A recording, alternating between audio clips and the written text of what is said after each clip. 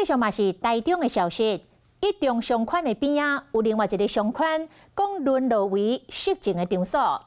台中移民署专勤队联合着警方破一个不法的集团，这个集团先用色情的广告写民众上门，结果安排越南籍的女子伫个日租套房来做性交易。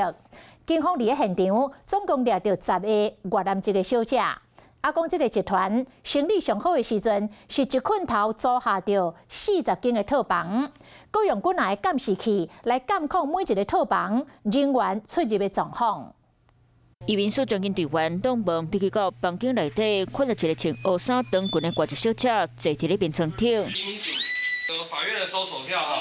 这是非法集团伫咧台中商圈内设置机房，主嫌设计色情广告伫咧招人客，安排越南籍小姐伫咧日租套房内底性交易。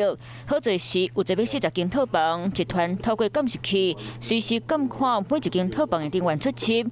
警察和专勤队员伫咧机房内底拢总抓到这位越南籍小姐，和集团涉案的主嫌，佮有另外8人拢移送地检署侦判。而这10名的越南籍卖淫女子已经交由警方因违法涉违法裁处后，交由移民署依规定执行强制驱逐出国。集团设机房的地点，敢若就伫咧台中市北区的一民商圈，地点附近独立的一中街，共有500公尺的距离。不过，这敢若无想到一中街的人，所以不是每一间店面都有店家伫咧营业。一民商圈1、2楼都有店家进驻，不过实际上到2楼能看到前方店家还有着招牌，但持续往后走，已经看不到招牌挂在上面，也代表没有店家在这边进行营业。一中街的人无带动一民商圈的人变多，商圈内底除了1、2楼是店家，搁行起嚟全部拢是日租套房。敢问向主管机关合法登记，咱来问现场的丁环。这个我不知道，这个我不知道。一民商圈内底日租套房，过去伫咧2021年，佮发生过绑票案件。